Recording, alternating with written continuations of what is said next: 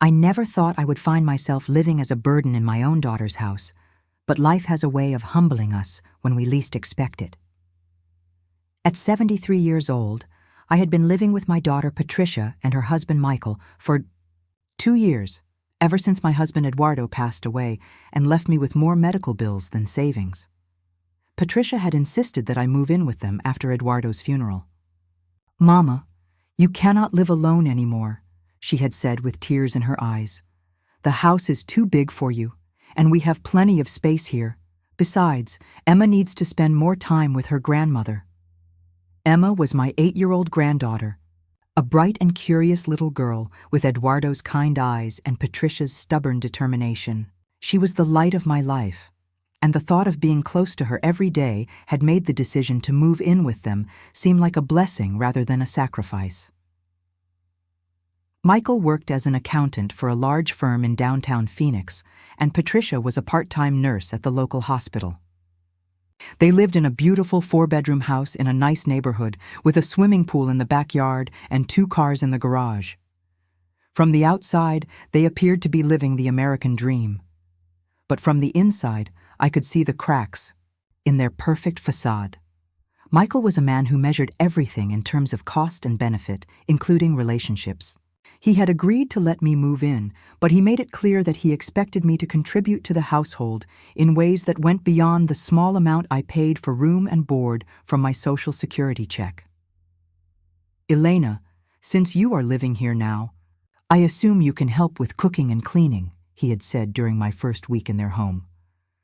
"Patricia works long hours at the hospital, and we could use some help maintaining the house." I was happy to help. I had always been an excellent cook, and I took pride in maintaining a clean and organized home. For the first year, our arrangement seemed to work well. I cooked dinner every night, kept the house spotless, did the laundry, and most importantly, I took care of Emma after school, while Patricia and Michael were at work. Emma and I developed a beautiful relationship during those afternoon hours. I would help her with her homework, teach her traditional Mexican recipes, and share stories about her grandfather Eduardo and our life together. She was fascinated by my tales of growing up in a small village in Mexico and immigrating to the United States as a young woman. "Abuela, tell me again about when you and Abuelo first came to America," Emma would ask, sitting beside me at the kitchen table while I helped her practice her multiplication tables. "We were so young and scared, mi amor," I would tell her. "We had nothing but the clothes on our backs and a dream of building a better life for our family. Your grandfather worked in construction during the day and went to English classes at night. I cleaned houses and took care of other people's children while learning to speak English myself." Emma was always amazed by these stories. "You were so brave, Abuela.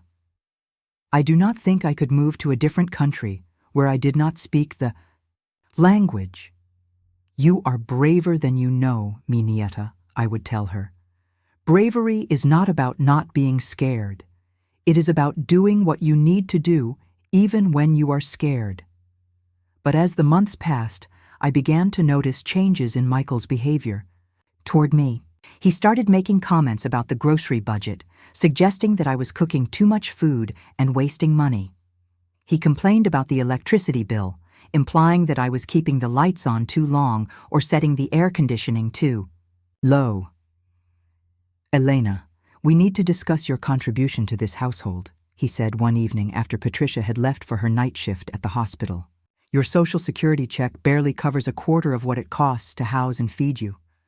We are essentially subsidizing your living expenses." I felt hurt and embarrassed by his words, but I tried to be understanding. "Michael, I am doing everything I can to help. I cook, I clean, I take care of Emma. If there are other ways I can contribute, please tell me." "The problem is not what you are doing," Michael replied coldly. "The problem is that what you are doing is not valuable enough to justify the cost of supporting you." Those words stung deeply, but I swallowed my pride and continued to do my best to be helpful and unobtrusive. I started buying my own groceries with my limited funds, eating smaller portions to make the food last longer, and keeping my room as cold as I could tolerate to avoid running up the electricity bill. Michael's behavior continued to deteriorate. He started making sarcastic comments about my cooking, suggesting that I was too old-fashioned and that Emma needed to eat more modern food. He criticized the way I folded his shirts, the way I organized the kitchen cabinets, and the way I helped Emma with her homework. "Elena, Emma does not need to learn all these old Mexican traditions," he said one afternoon when he came home early from work and found Emma and me making tamales together. "She is an American child, and she needs to focus on American skills and American culture." Emma looked confused and hurt by her father's words. "But Daddy, I love learning about Abuela's culture. It is my culture too, right?" Michael's face tightened with irritation. "Emma, your grandmother's culture is nice to learn about, but it is not going to help you succeed in the real world. You need to focus on mathematics, science, and technology, not on making tamales and listening to old stories." The breaking point came on a Saturday afternoon in November. Patricia was working a double shift at the hospital, and Michael had been drinking beer while watching football on television. Emma and I were in the kitchen making flan for dessert when Michael came in to get another beer from the refrigerator. "Emma, what are you doing wasting your time with this nonsense?" he asked, his voice slightly slurred from the alcohol. "You should be outside playing with your friends or practicing piano, not stuck in the kitchen with your grandmother making old-fashioned desserts that nobody wants to eat anyway." Emma looked up at her father with confusion. "But Daddy, I love making flan with Abuela, and everyone loves it when I bring it to school parties." "Emma, you are 8 years old," Michael said, his voice getting louder and more aggressive. "You should be learning skills that will actually matter in your future, not wasting time with useless activities taught by useless people." The word useless hung in the air like a slap. Emma's eyes filled with tears, and she looked back and forth between her father and me with shock and confusion. "Michael, please do not talk that way in front of Emma," I said quietly, trying to keep my voice steady despite the pain and humiliation I was feeling. "I will talk however I want in my own house," Michael snapped. "And maybe it is time Emma learned the truth about this situation. Your grandmother is here because she has nowhere else to go and no way to take care of herself. She is a burden that we have to carry because she was too irresponsible to plan for her old age." I felt tears stinging my eyes, but I refused to let them fall in front of Emma. This little girl did not need to see her grandmother crying because of her father's cruel words. But Emma surprised us both with her response. She stepped away from the kitchen counter where we had been working and looked directly at her father with an expression of dignity and strength that reminded me so much of her grandfather Eduardo. "Daddy," she said in a clear, strong voice, "Abuela is not useless. She is the most useful person I know." Michael looked taken aback by his daughter's defiant tone. "Emma, you do not understand." "Yes, I do understand," Emma interrupted, something I had never seen her do before. "I understand that Abuela gets up every morning and makes breakfast for our family. I understand that she cleans our house and does our laundry and makes sure everything is nice for us. I understand that she helps me with my homework every day and teaches me things that make me proud of who I am." Michael's face was turning red with anger, but Emma was not finished. "I also understand that when I am sick, Abuela takes care of me. When I am sad, she tells me stories that make me feel better. When I am scared at night, she sits with me until I fall asleep. When I have problems at school, she helps me figure out what to do." Emma's voice was getting stronger and more confident with each word. "Abuela teaches me how to cook food that tastes like love. She teaches me songs in Spanish that connect me to my family. She teaches me that being different is not something to be ashamed of. It is something to be proud of." By now, tears were flowing freely down my cheeks, but they were tears of pride rather than sadness. Emma looked directly at her father and said words that I will remember for the rest of my life. "Daddy, if Abuela is useless, then why does she do more useful things for our family than anyone else? If she is useless, then why do I learn more from her than from anyone else? If she is useless, then why does she make me feel more loved and more important than anyone else does? Michael stood there staring at his 8-year-old daughter, who had just delivered a lecture on love, respect, and the true meaning of usefulness, with more wisdom and maturity than he had shown in 2 years of living with me. Emma walked over to me and took my hand in her small one. Abuela, you are not useless. You are the most useful, most important, most wonderful person in my whole world. And if Daddy cannot see that, then there is something wrong with his eyes, not with you. Michael's face had gone from red to pale, and I could see tears beginning to form in his eyes as he realized what his daughter had just said to him. She had not just defended me, she had held up a mirror that showed him exactly what kind of man he had become. Emma, he started to say, but she was not ready to hear from him yet. Daddy, Abuela lost her husband, sold her house, and came to live with us because Mama asked her to. She helps our family every single day, and instead of saying thank you, you call her useless. That is not right, and I do not understand why you would say something so mean. Michael sank into one of the kitchen chairs, put his head in his hands, and began to cry. Not the angry tears of frustration, but the deep, painful tears of a man who had just realized how far he had fallen from the person he wanted to be. Emma and I stood there watching him, neither of us sure what to do or say next. But I knew that this moment had changed everything in our household, and that nothing would ever be the same again. The kitchen fell silent, except for the sound of Michael's quiet sobbing. Emma stood beside me, still holding my hand, her small face showing a mixture of confusion and determination.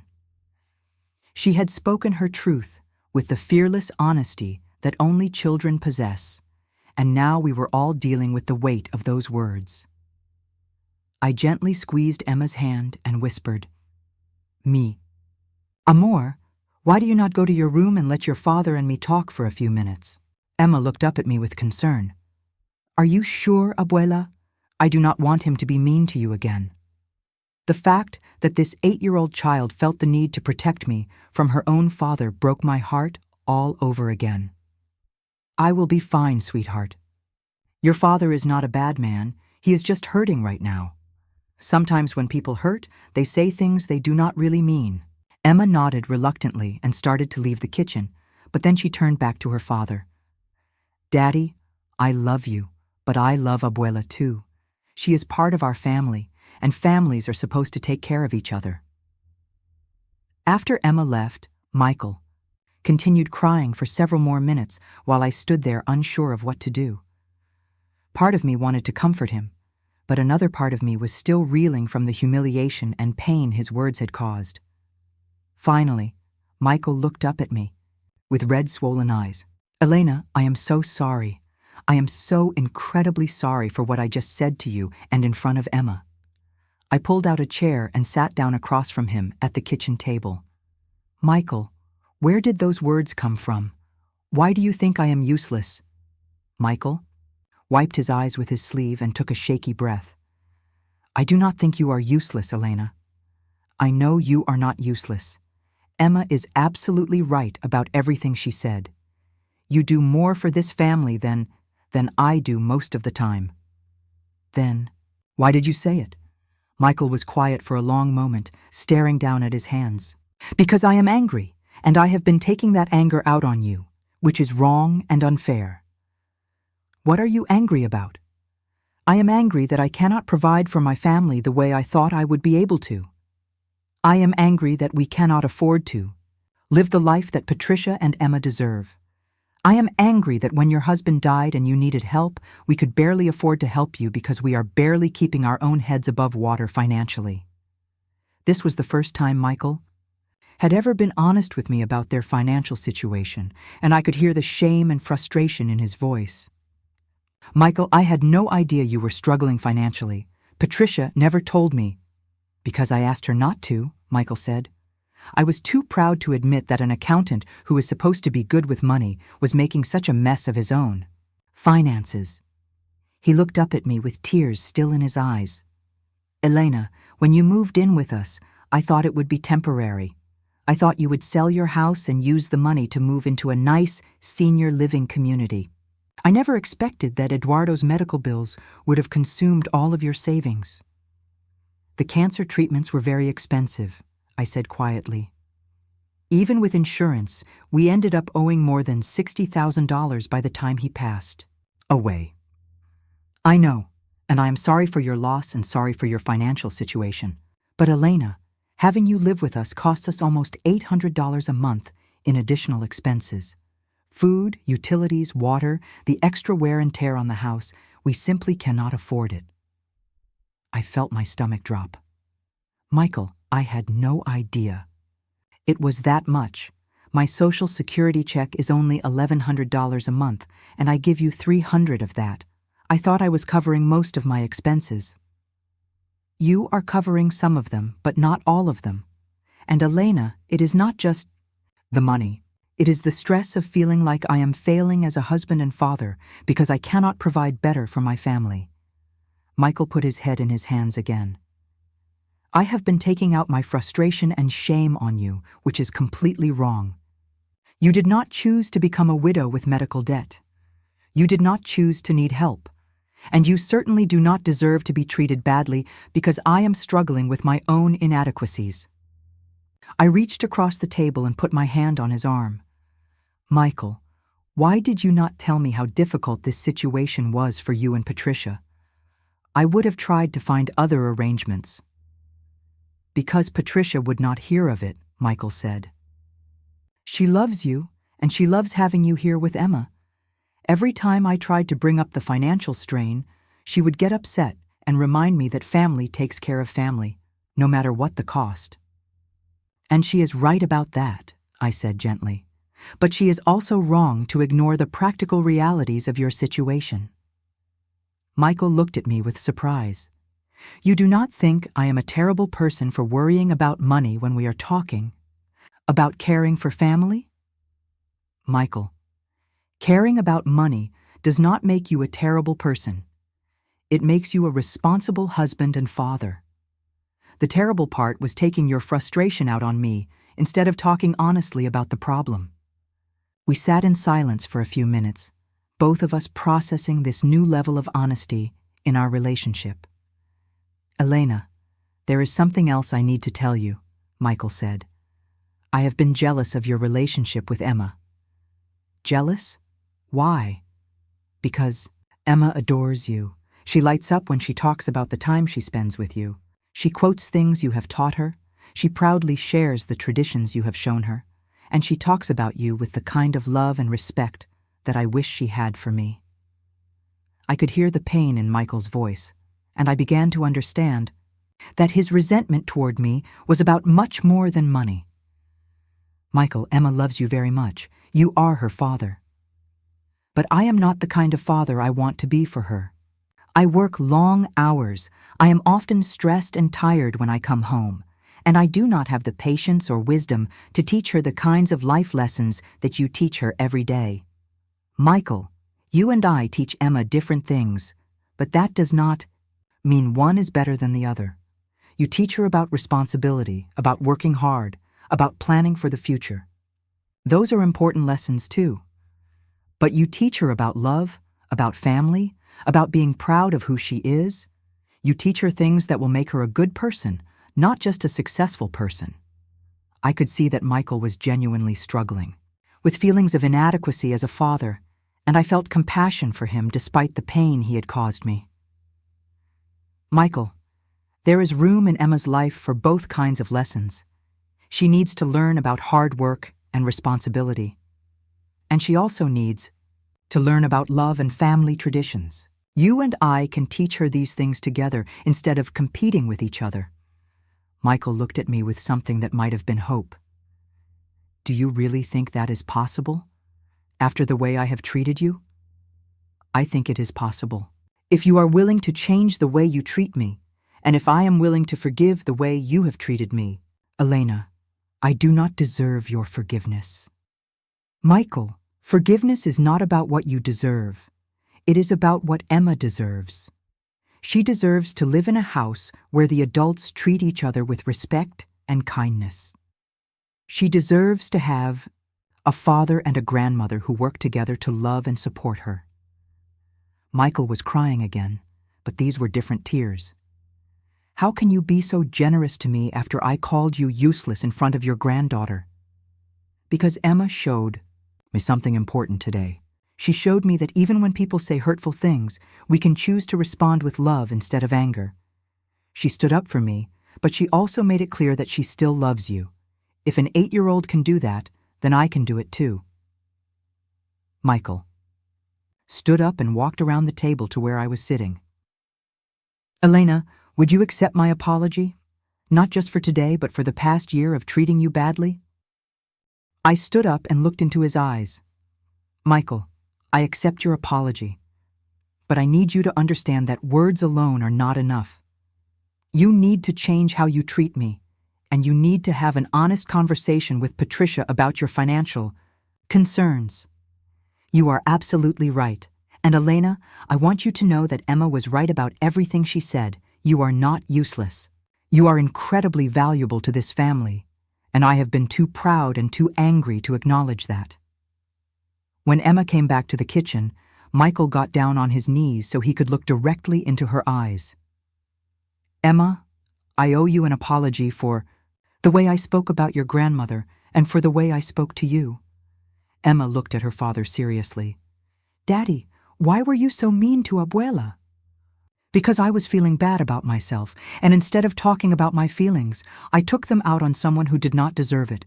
That was wrong, and I am very sorry. Are you going to be nicer to Abuela now? Yes, sweetheart.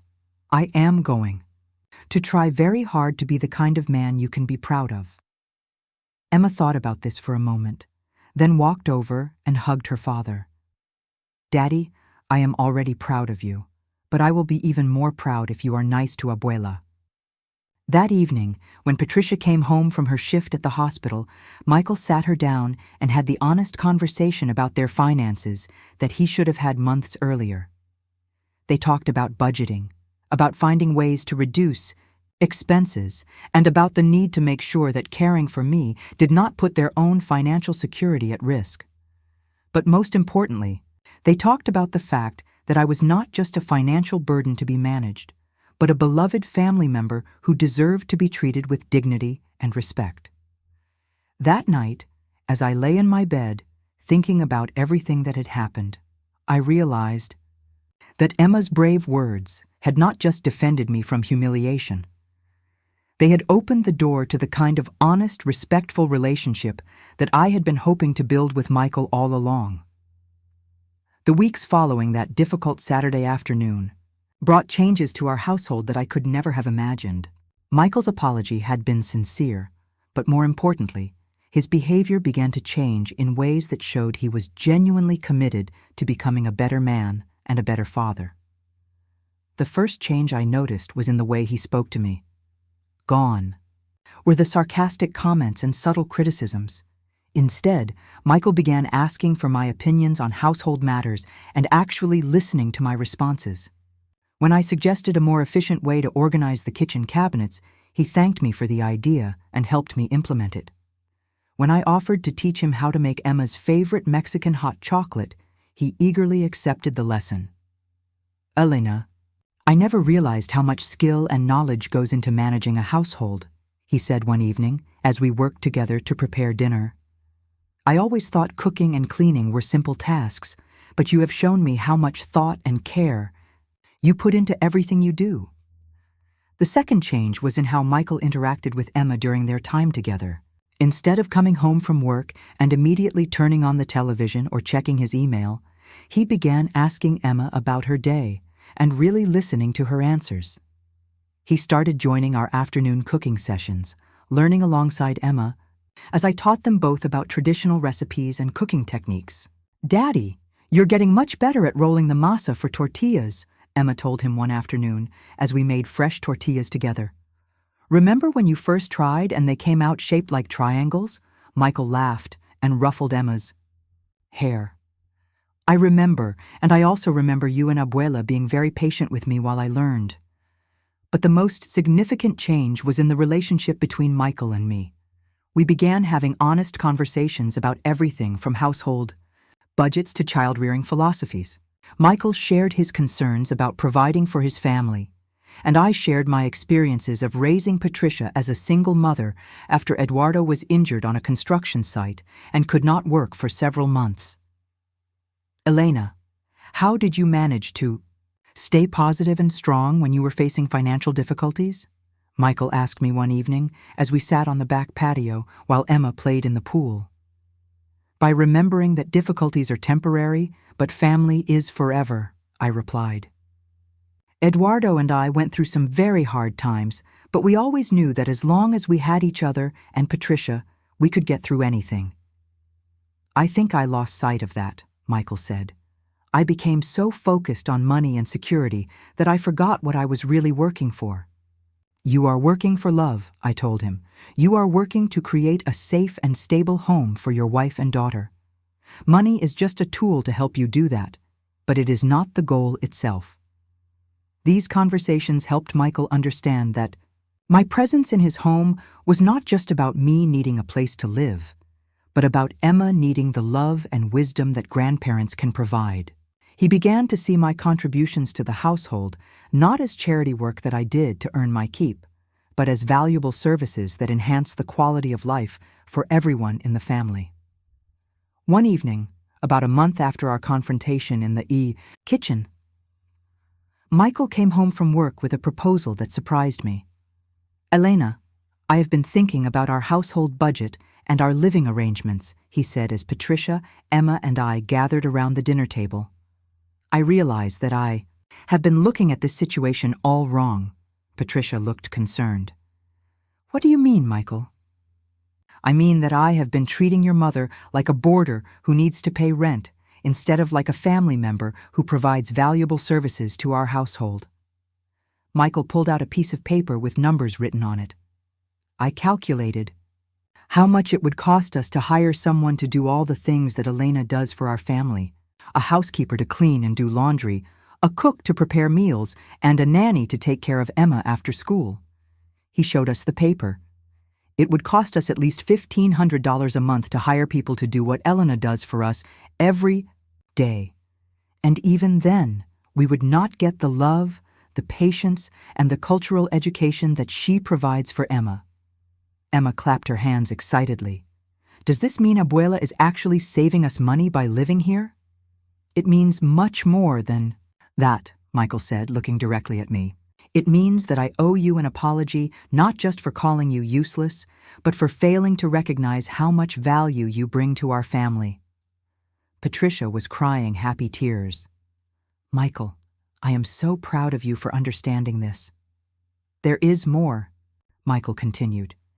Elena, instead of you paying us rent, I think we should be paying you a salary for all the work you do. I would like to give you $500 a month as compensation for cooking, cleaning, and childcare. I was stunned. Michael, that is very generous, but you do not need to pay me to help my own family. Yes, I do, Michael said firmly. Not because you are not family, but because you are family. Family members should appreciate and compensate each other for the valuable contributions they make. This arrangement transformed not just our financial relationship, but our emotional relationship as well.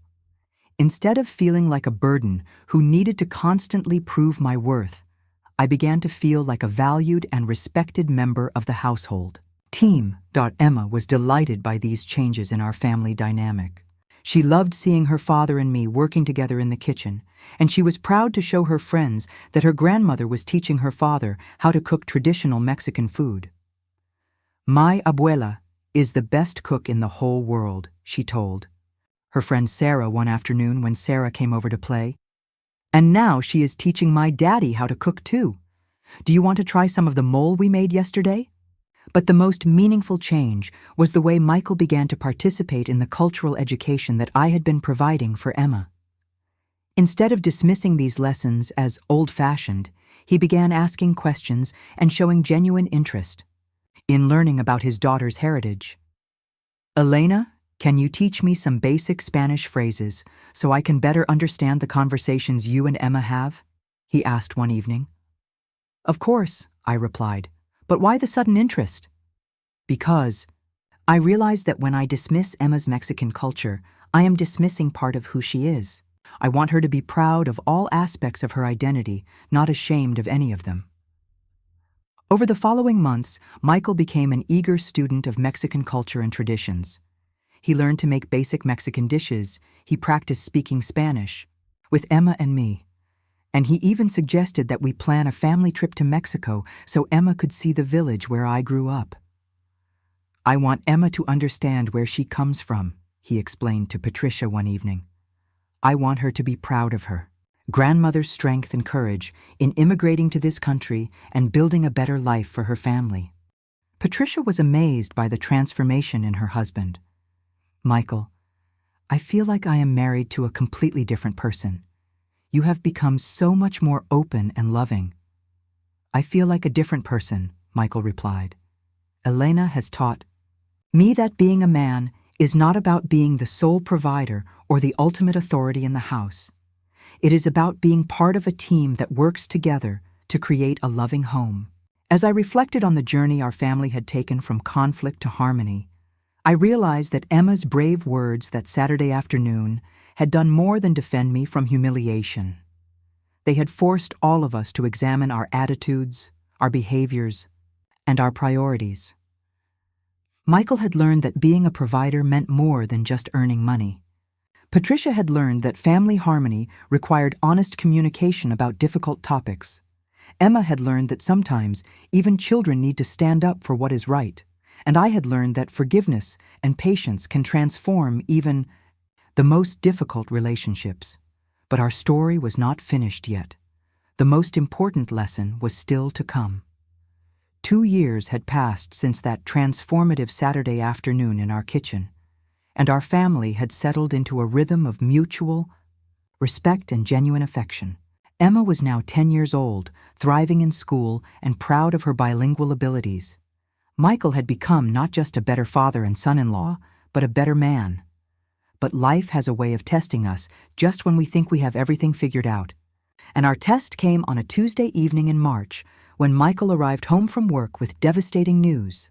I need to talk to everyone, Michael said as he entered the kitchen where Emma and I were preparing dinner and Patricia was reviewing patient charts at the table. His face was pale and his voice carried a weight that immediately made all of us stop what we were doing. What is wrong, Daddy? Emma asked, her intuitive nature picking up on her father's distress immediately. Come sit down, sweetheart, Michael said, pulling out chairs for all of us around the kitchen table. I have something important to tell the family.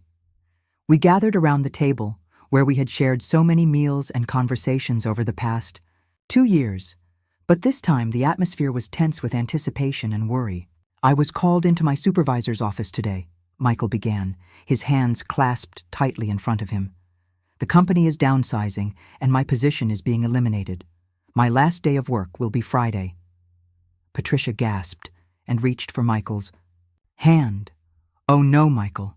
How much notice did they give you? Just 3 days, Michael replied. They are offering a severance package that will cover about 2 months of our expenses, but after that. His voice trailed off as the implications of his words sank in for all of us. Emma's eyes filled with tears. Daddy, does this mean we will not have enough money? Michael's voice broke as he answered his daughter. I do not know, sweetheart. I am going to look for another job as quickly as possible, but it might take some time. Patricia was trying to stay strong, but I could see the fear in her eyes. We will figure this out, Michael. We always do. But I could see the weight of responsibility crushing Michael's shoulders. He had worked so hard to become a better provider and father, and now he was facing the possibility of not being able to provide for his family at all. There is something else, Michael said quietly. With my job loss, we will not be able to afford the mortgage payments on this house. We might have to sell and move to something much smaller and less expensive. Emma started crying in earnest now.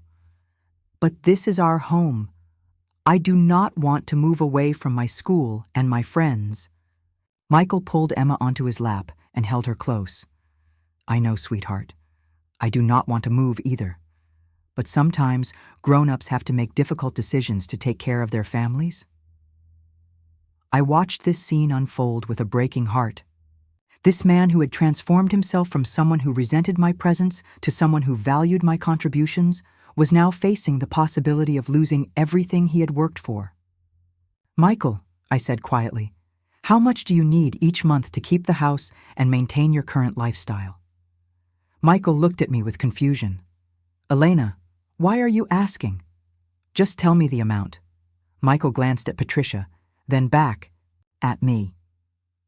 About $4,000 a month for the mortgage, utilities, food, car payments, and other basic expenses. I stood up from the table and walked to the kitchen drawer where I kept important papers. I pulled out a bank statement that I had received the previous week and placed it on the table in front of Michael and Patricia. What is this? Patricia asked. This is my bank statement, I replied. I want you to see how much money I have saved over the past 2 years. Michael looked at the statement and his eyes widened in shock. Elena, this says you have $37,000 in your savings account. How is that possible? Because for 2 years, you have been paying me $500 a month for cooking, cleaning, and taking care of Emma.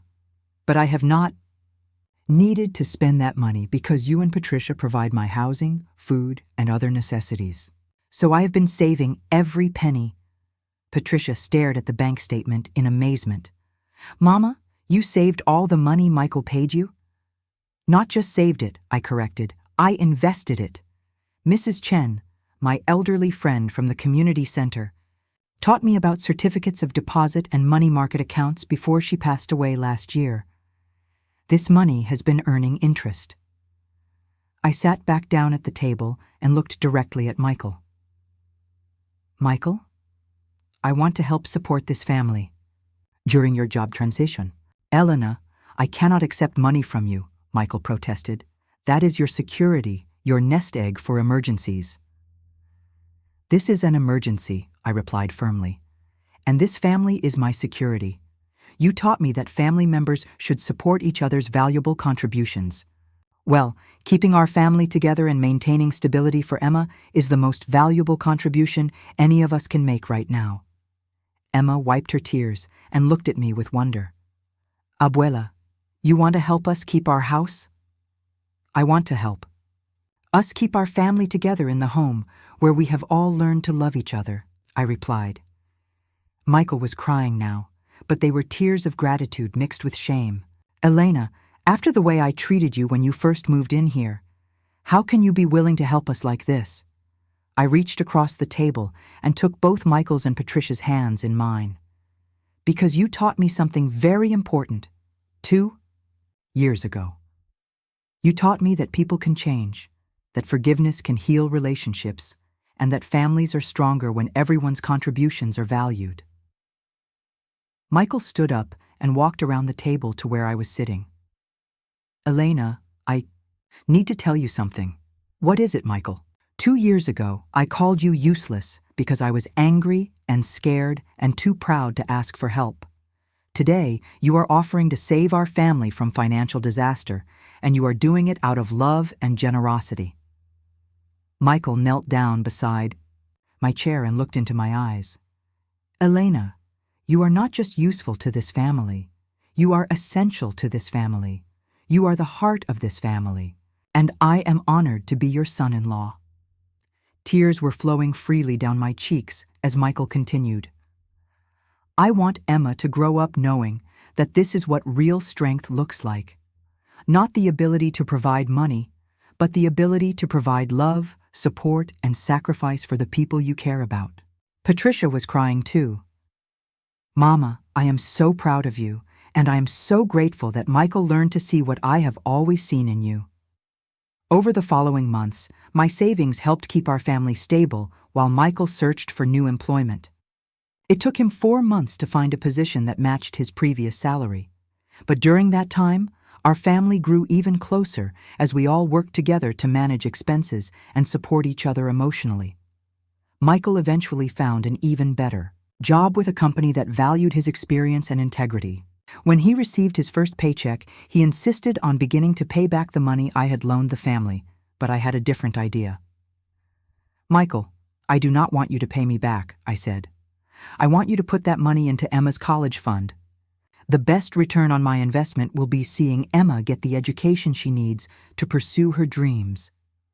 But the most meaningful moment came 6 months later, when Michael's new company was hosting a family picnic, and Michael introduced me to his colleagues.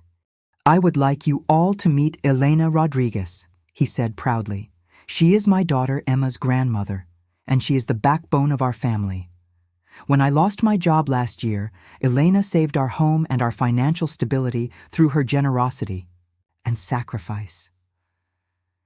He put his arm around my shoulders and continued. "I used to think that being a man meant being the sole provider for my family. But Elena taught me that being a family means everyone contributes what they can, when they can, in whatever way they can. She is the strongest person I know, and I am honored to call her family." Emma, who was now 12 and even more confident, and wise than before, added her own words. "My abuela taught me that being useful is not about how much money you make or how important your job is. Being useful is about how much love you give and how much you help the people around you become better." As I listened to Michael and Emma speak about me with such love and respect, I realized that the journey from being called useless to being called essential had taught all of us lessons that were worth more than any amount of money. I had learned that my worth was not determined by my financial contributions, but by the love and wisdom I brought to my family's life. Michael had learned that true strength comes from humility, forgiveness, and the willingness to admit when you are wrong. Patricia had learned that family harmony requires honest communication and mutual respect. And Emma had learned that even children can be powerful advocates for love and justice. But most importantly, we had all learned that families are not just about the people who share your blood or your name. Families are about the people who choose to love you, support you, protect you, and help you become the best version of yourself. 2 years ago, Michael had called me useless in front of my granddaughter. Today, that same man considers me essential to his family's happiness and success. The transformation did not happen because I changed who I was, but because he learned to see who I had always been. Sometimes the most hurtful words can become the catalyst for the most beautiful transformations. Sometimes the people who wound us most deeply are the ones who end up loving us most completely. And sometimes a child's brave defense of their grandmother can change an entire family's understanding of what it means to be useful, valuable, and loved. As I watch Emma grow into a strong, confident young woman who is proud of her heritage and secure in her family's love, I know that all the pain and struggle was worth it. Because in the end, we did not just survive that moment of humiliation. We used it to build something beautiful together, and that, I believe, is the most useful thing any family can do.